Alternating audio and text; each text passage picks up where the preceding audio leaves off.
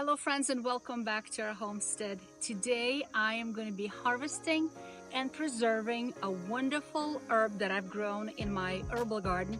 It's called toothache plant. Because why? It actually looks like a little tooth. So let me bring you a little closer and show you what it looks like. And I'll explain to you how I'm going to be using it. So here it is. This is what it looks like. I'm going to break a branch to show you and bring it a little closer to you. So look at it. It has a beautiful, almost like a bullseye, purple, brownish middle to it, like a center. And then it looks like a tooth almost, isn't it? Look at that, isn't that fun? And it has beautiful, vibrant color leaves that look like a little heart. And that's what it looks like. I planted a few little bushes that I started from seed earlier this spring, and it just overtook my herbal garden. It's everywhere, among other herbs. And I always say to myself that, you know, I was taught if it grows beautifully in your garden, that means you need it. And if something you don't need, it's not gonna grow, it's not gonna survive, it's not gonna do well. And for some reason, it's doing beautifully in my garden. So I'm gonna be harvesting a big pile because I'm gonna be preserving it for future use. Because yes, you can use them fresh. They're wonderful fresh for many different reasons, and I'll talk to you about that in a minute. But also they can be dried and used in other recipes for herbal medicinal recipes. As always, before I do anything, I'm gonna take them out. All of these beautiful flowers and branches, I'm gonna put them on a towel on my porch, just like this. So this will allow any kind of little bug, a little mosquito, a little anything to kind of give it a chance to run away. Okay, so have a chance to run away. That's my calendula I'm putting to the side. But these guys should just sit here and relax for a little bit. Okay, right here on my table. While this plant is resting on my table, I just want to talk to you about why and how I'm going to be using it, and a little bit more about this plant. In its name, it says toothache plant, and it's because it can be used as a remedy for toothache, for gum pain, because when you take this flower or the leaf and you begin to chew it fresh, it has that interesting tingling, almost little sour taste to it, and it locally numbs the area. So people who have toothache or something like that, they begin to chew it and it helps with the pain. Also, it produces lots and lots of saliva. It stimulates saliva production, salivary gland, and people who have chronic dry mouth due to medication or autoimmune disorder, whatever. This is a really good aid to treat dry mouth, right? So it can be added to chewing gums, to chewing tobacco, I've heard, or in tea to help to stimulate saliva production. Another thing that this plant is now being recognized by the beauty industry because it's a Botox in a plant. So it's used in salves and creams to smooth out fine wrinkles and stimulate collagen production. So it's anti-aging kind of beauty treatment. So I mean, come on, it's pretty amazing. Yes, it can be used topically in a salve or infused oil to treat dermatitis, inflammation, to reduce pain, swelling, and redness in the area topically. What else? It can be used internally because it helps to reduce prostaglandin production. So people who have gastric ulcers, or anything like that, it helps to heal, reduce inflammation, and heal the gastric ulcer. So for people who have gastritis or gastric ulcers, this can be used internally.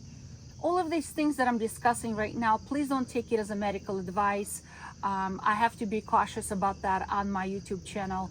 Please seek proper medical attention if you have any medical issues. These are home remedies we're discussing. home remedies, when you want to use this on your own, that sort of thing. There are contraindications to using this plant. So anyone who has an allergy to daisy or daisy's plants, this is in a daisy family, so therefore you probably should not use it. Also, during pregnancy, it's not recommended. Why? Because this may increase the production of testosterone. So for female pregnant, not a good idea. Or if somebody who is on prostate cancer treatments, this can produce more testosterone and it's going to undo the treatments for prostate cancer. So something just to be aware of. All right. What else? What else?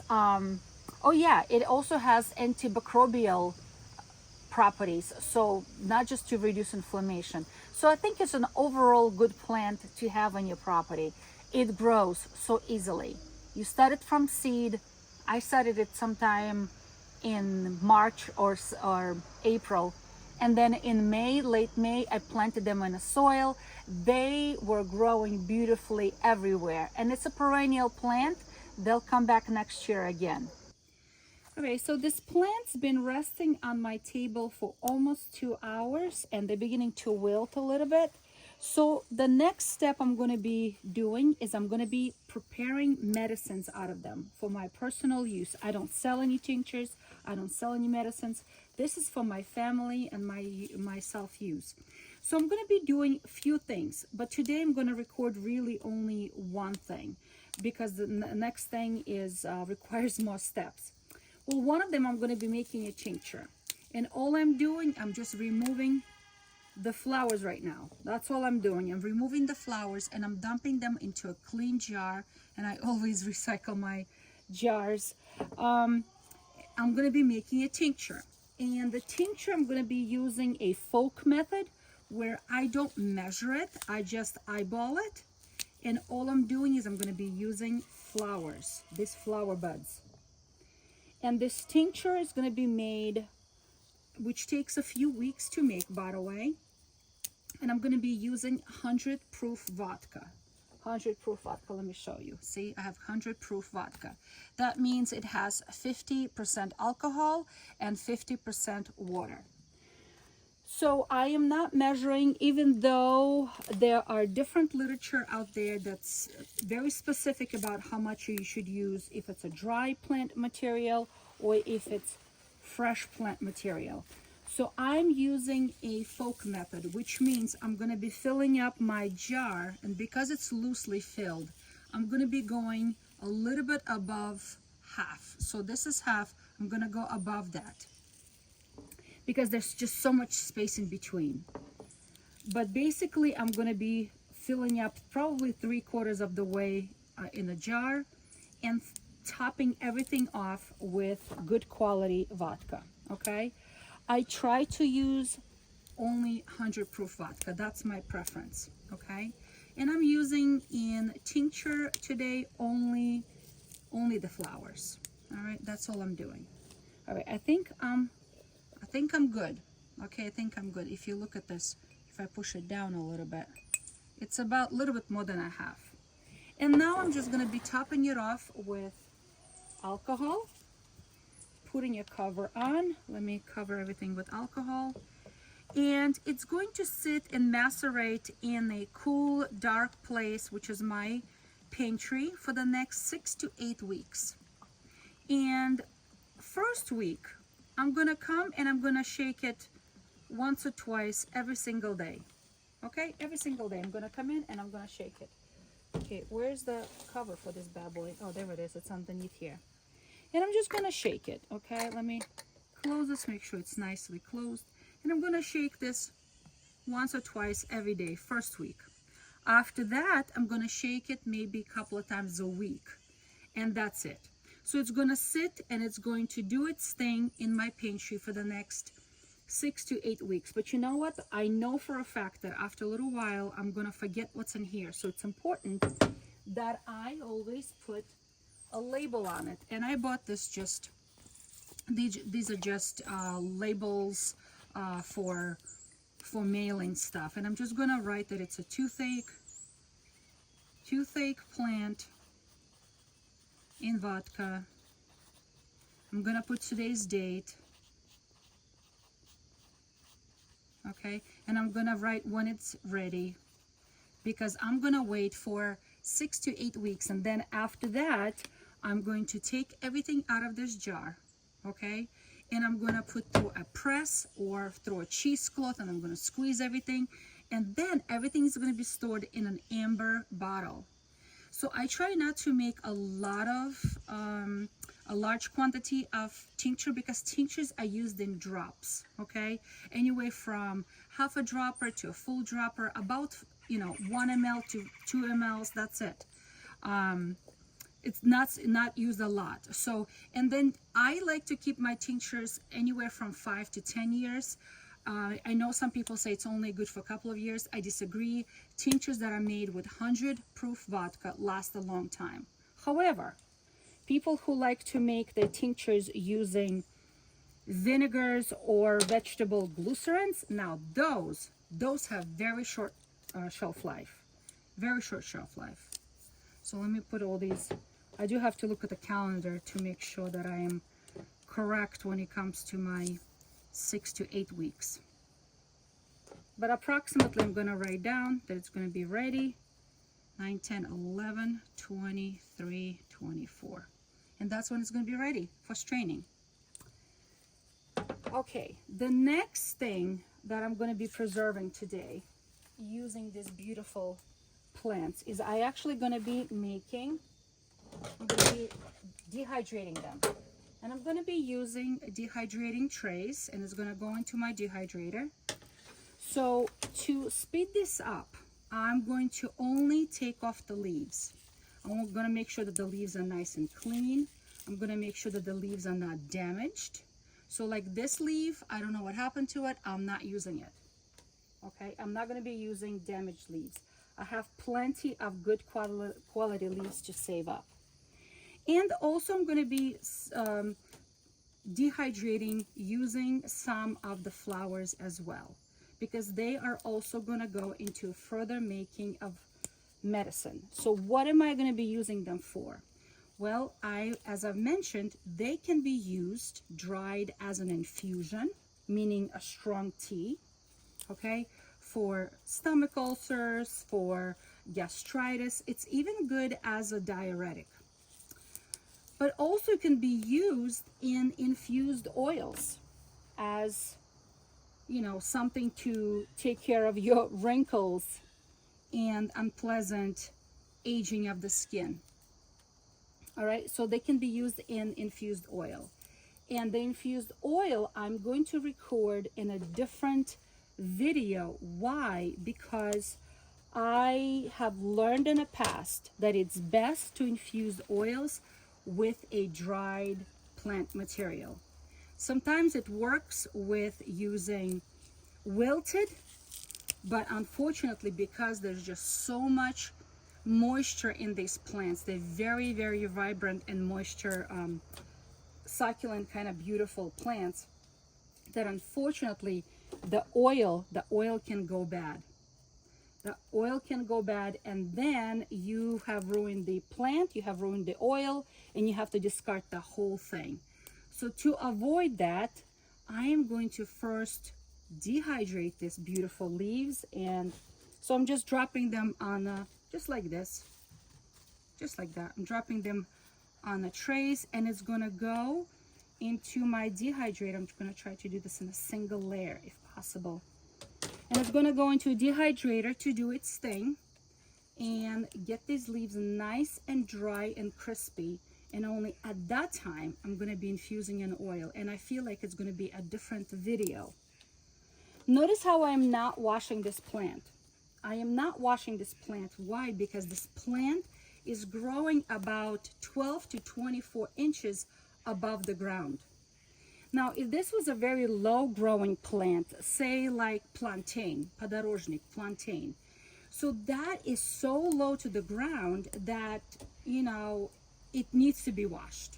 I mean, it's asking to be washed, because there's accidentally can be, back splash of dirt from the ground. But this plant was a little bit up above the ground, So I am not gonna wash it. And again, if you guys like to wash your herbs, go for it. But this is for my personal use. It's not for sale. I like it the way it is, and I'm not gonna wash them. I'm gonna keep them just the way they are. All right. So this is gonna go now into a dehydrator. I have a setting for a dehydrator that is very particular to herbs. So it's the lowest setting on my dehydrator. And how long? Because even though they've been sitting on the table for almost 2 hours, they still quite moist. They're quite still moist. So it may take anywhere from 6 hours to 12 hours. I don't know. I really have to pay attention to that.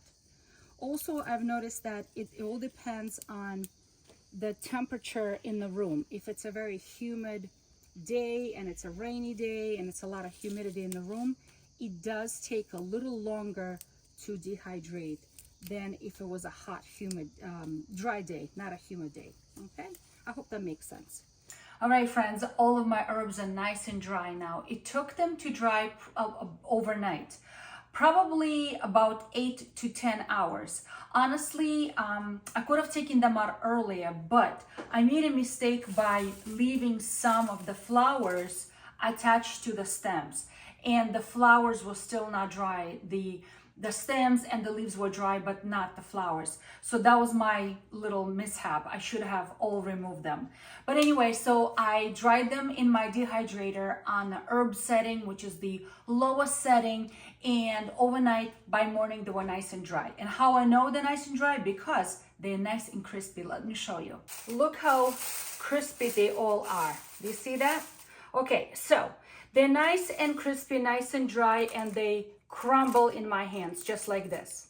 So the next thing I'm going to be doing is I'm going to be storing some of them dried just like this to be used in infusions, to be taken internally, or using them as a mouth rinse when someone has a dry mouth or sore throat, that sort of thing.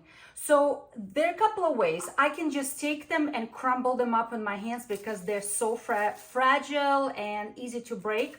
Or I can put them in my coffee grinder, which is, let me show you, which is, I only use it for herbs, and I can put them all here and kind of like break them up in a coffee grinder. But to be honest with you, they're so fragile that I don't think that's going to be even a need, because look how fast they all break up. So I'm just going to put them all here just like this. All right, let me push a few more.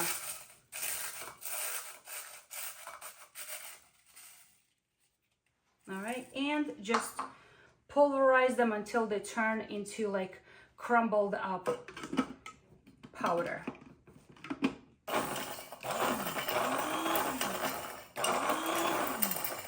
And it's done. Okay, look at that beautiful green powder. And I'm going to store everything in a glass container that is nice and dry and disinfected. Okay, so I'm going to do that with most of my leaves, just like this. I'm going to push them all in here. This can be done in a food processor as well, or in a coffee grinder, or in a blender, really. And then, you know what, if you don't have anything, this literally can be done with your hands, especially if you're doing it for yourself, for your personal use. You know, it's not gonna make a big deal, just like this. And everything is gonna be stored, as always, in a beautiful jar. I'm always recycling my jars.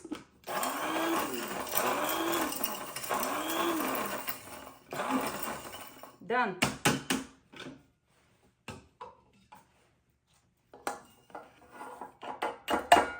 Okay, everything is here and ready to be put away.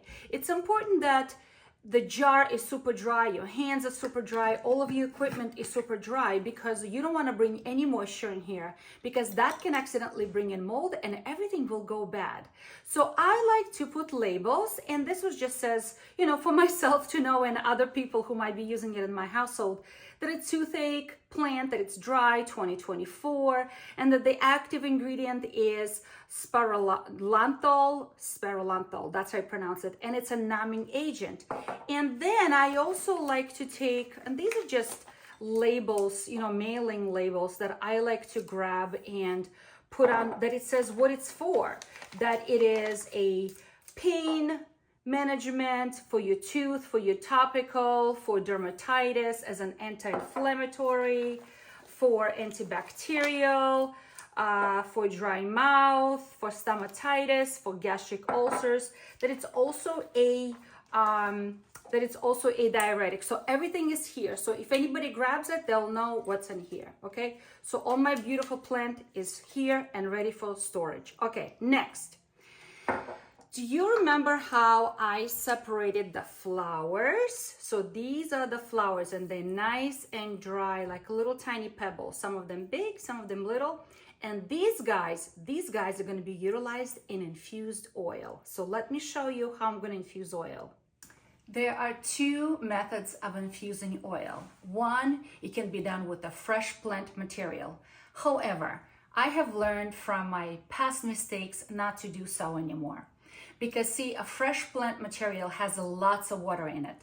So either that plant should be wilted a lot or dried and then used in infusing oils. So I no longer use just freshly picked herbs to infuse my oils. I wait until they wilted by a lot, like overnight or 24 hours, they just sat there in wilting. Or literally they've been dehydrated first, just like these guys, and then infuse the oil. Okay, second, there are two methods of infusing oil. One is a hot method. We use heat, and that usually a quicker way of infusing oils. It just takes a few hours. Or you can do the cold infusion, which will take 2 to 3, even 4, 5 weeks. So that's a slower process. So it's up to you really how you want to do it. Also, there are many different methods of, oils that people like to use. I personally prefer to use extra virgin olive oil. I don't use any other oils. In the past I have, and I found that most of them do kind of go rancid fast. So I only, at this point, use only extra virgin olive oil. And if it's good enough to cook with, it's good enough to make your infusal oil with. So this one is from Costco, organic, extra virgin olive oil, cold pressed, extracted oil. And that's what we're going to be doing today. And today I'm going to be doing a hot extraction of oil. And let me show you how I'm going to do it. Very simple, very, very simple, but I find it to be very effective. So let me share with you. So I'm going to be I'm recycling this old jar, and I'm going to be putting all of my dried herbs in here.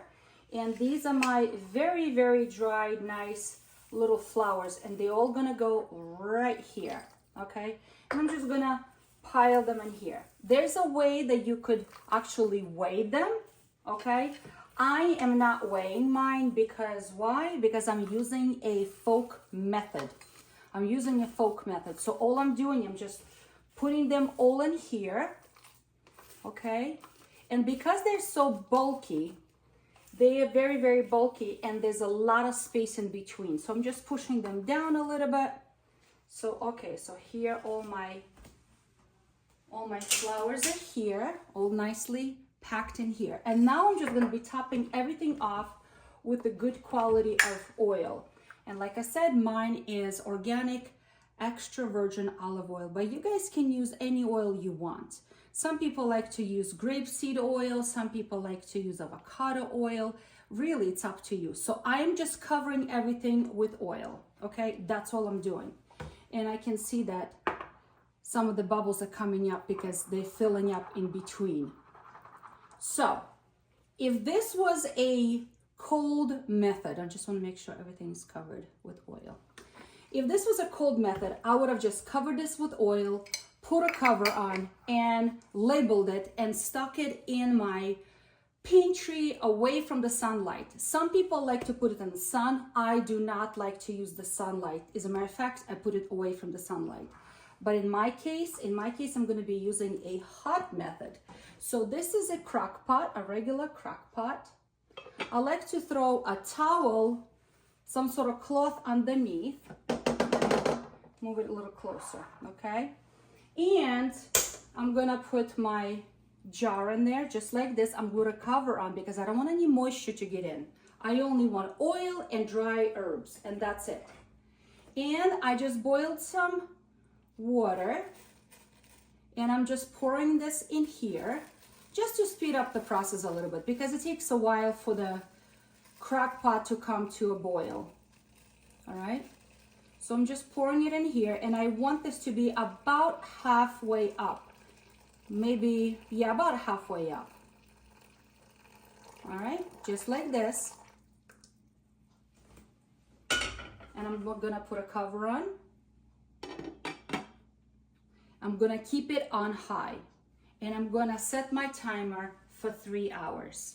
My favorite way of using infused herbal oils in making salves. So we have our own beeswax from our own bees, but if you don't have bees, you can always purchase beeswax online or just talk to your local beekeepers when you go to farmers markets to buy your honey. So beeswax, the natural beeswax, is wonderful in making salves and lotions, and that's what I'm going to be using it for because I want to make but that's going to be a separate video. I'm going to be making a salve that can be used topically for dermatitis, for kind of an anesthetic pain relief, that sort of thing. That's what I'm going to be using this toothache plant in a salve later. So let this bad boy sit there and do its thing in hot water for the next 3 hours, extracting all those beautiful medicinal properties into the oil. After 3 hours, I'm going to let it cool because I don't want to deal with hot oil. Nobody does. Nobody should, really. It's not safe. And then I'm going to strain it through a cheesecloth just to get the oil out. That's all we're looking for. We're going to strain and squeeze all of that goodness into the oil from those little toothache flowers. Okay, it's also not a bad idea to use gloves because using a force is very nice to kind of like squeeze that out. If you have any kind of herbal press, that can also be used, but I'm not going to be using my herbal press because my herbal press is used for tinctures, and I don't want to mix it when I'm using oils. That just may be too much. It will be difficult to clean afterwards. So I'm going to squeeze it with my own hands using a muslin or cheesecloth. And then it needs to be stored away in a dark glass container or away from the sunlight, and always labeled. And I already have my labels ready that I'm going to be putting on it. I'm going to say toothache plant infused in olive oil 2024, and I know that my oil is going to be good to be used in my next recipe. Infused oils don't last very long, so I like to use it up within 6 months and then use up those salves within a year and a half, because I don't want anything to go rancid. Okay, so this cooled off nicely, so I just gonna put some gloves on so while I'm working with this oil I don't get it all over my hands. So I'm just gonna strain it through a sieve and this cheesecloth that I folded several times, and I'm just gonna pour this all out and strain it all the best I can. Okay, just like this. So let's see.